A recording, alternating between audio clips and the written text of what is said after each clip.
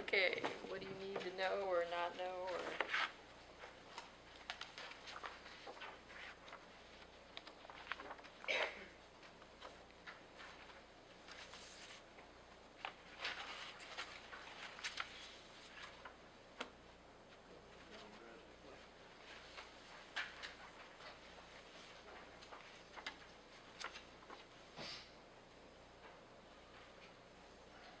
Noticed that under contracted services is an increase. Okay, because, okay, last year,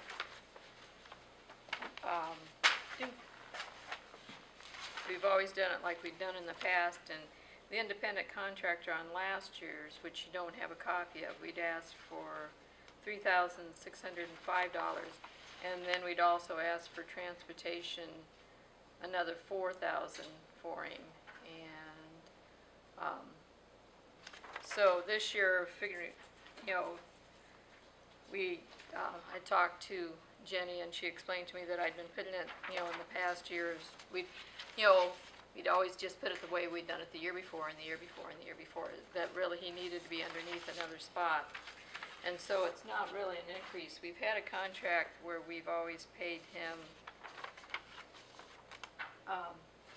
$30,500, and so we figured the worst I could do was ask for at least half of what we pay him from you guys, because we also have a contract with the city, and there was some misunderstanding last year when you talked to the city.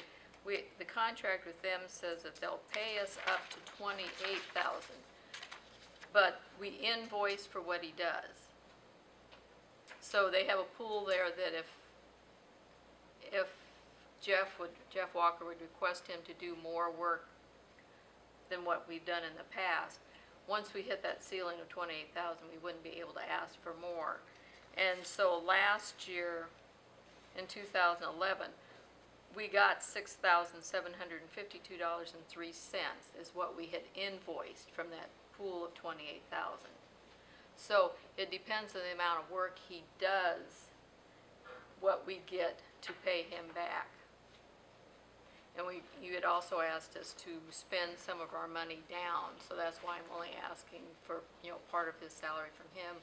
We'll be paying it from the district, and then, you know, we get from the city whatever we invoice that he's done. Am I making sense? So why do you pay him a bi-weekly? Yeah, we just set it up when we hired him that we'd pay like every 2 weeks. But we invoice the city monthly, and they pay us back. It doesn't go to him, but it comes back to the district. So we have a contract with him in a year's time that he'll make the $30,500, because he does stuff for the district and he does stuff for the city both while he's out there. Okay, so go ahead. Okay, so he's a contracted employee. Mm-hmm. He but knows what he's supposed to do. So he goes off and does what he's supposed to do without on his own time frame. without you telling him what to do. Right. Okay. He knows. And what tools does he have? His own, or are they your tools that he's using? Okay. One of the things that he's using, it's not ours. The NRCS set up a computer for him to use and a computer for myself to use. Because I'm just wondering if he is truly an independent contractor. I think what muddies that water, and I'm looking at another county soil and water department for this exact same issue right now. The thing that muddies this the most is the fact that the city is reimbursing you for a contracted, so he almost becomes your contracted employee. You're paying him. The district has contracted, the city has contracted the district to have someone go do their work. So they have given us a contract of what they want done. And they just pay him directly? Because that's one of the tests that you run into for the government, is that he has more than one client. He uses his own tools. He has more than one client. He works without supervision.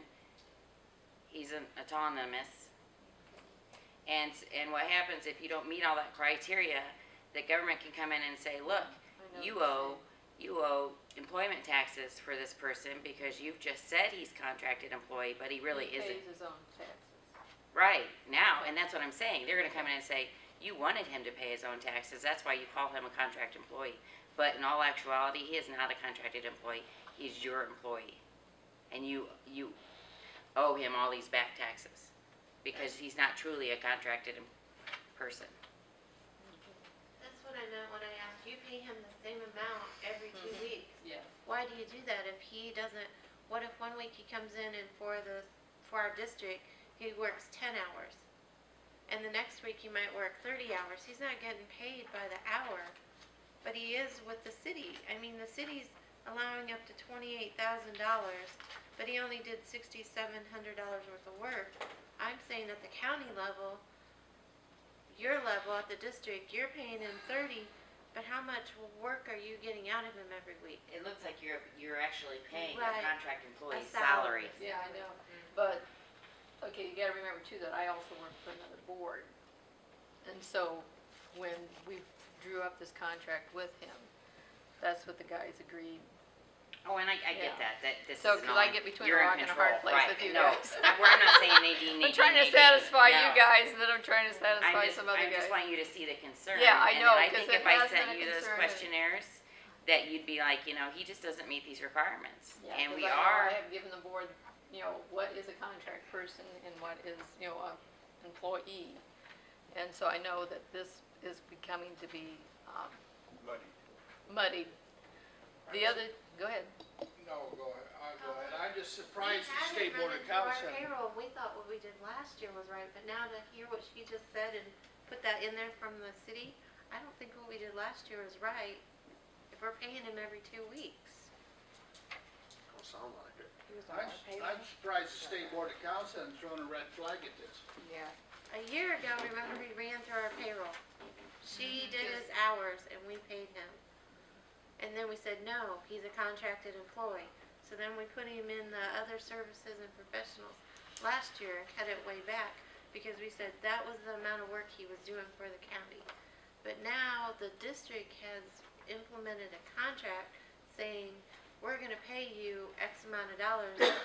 Well, we've always No had matter this what they've contract done, with him yeah. since he's worked for us, which has been. that sounds like a good job for the coordinator.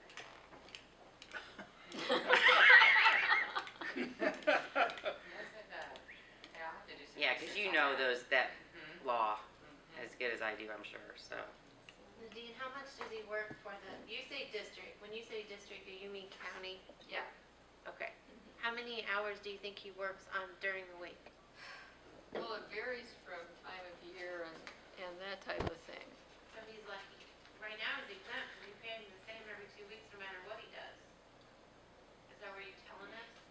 Yeah, because that's just, something that, the board agreed upon with him too. So When if he we works 10 hours or 40 hours, he gets paid 'cause- whatever, 30,000 Yeah, divided And by then they're 20. subletting him out to the city as needed. Yeah, and then we're subletting him out to there, yeah, he's, and we're not taking any taxes out of it. So you took 30,500 and divided by 26 pays. yeah, And then these, and he pays his own taxes and stuff. He gets a miscellaneous 99 from us. so let's just not try and go on with this any longer today, but I know that Pam, this is HR 101. It's just gonna be, it's probably gonna involve you working with Nadine, seeing the contract, working with Jenny as far as the funds are concerned, maybe talking to the board to just get it fixed once and for all. Because next week we're meeting, the contract employee and myself, Jeff Walker and the mayor are meeting to redo the contract the district has with the city. So you're meeting next week on that? Yeah, because Maybe that's we do something that we like should- every 2 I years, think we need to be involved in that, yeah. so. We gotta get legal. Oh, yeah. Yeah, Definitely. And it's just, especially now bringing in the city and they're having a contract, our contract, and is he really a contract? And yeah, but the contract with the city is with the district, not with the But for employee, his 'cause we've had a services. different employee in this position before, so that's why the city just wants to contract strictly with the district and not with a person, and have us go out and find a person that'll fill their needs. make sure Pam's in that loop. Okay. Thank you. Okay. Okay, any other questions? Where were we? You got it. On the We'll be in second page touch. at least. Nadine, we'll be in touch. She'll be in touch. Yeah, Pam will. Maybe I'll change my email address. Okay, so is there anything else that's, Any other questions or comments? well, look on the bright side, I'm one office that doesn't get supplies from you, and you don't have to maintain my computer, and, Do you still have your copier? yeah, I'm still walking out and around the copier. If you want, you can bring it up here and we'll label it. It's yours. If something goes astray with the advanced imaging, you'll get it back. I mean, that's your call. Yeah, because do you have storage space up there? Yeah, we'll put it in with the other ones and we'll just put your name on it. Yeah, can somebody from, I'll have Thor pick it up yeah, with community say the guys corrections. down the street from, can they come pick The it up? clients down the street will go pick it up. Thank you for the copier. They don't know that you bought one. Yeah, they don't know about it, okay. No. So you keep it up. Anything else? Thank you for your time. Okay, thank you.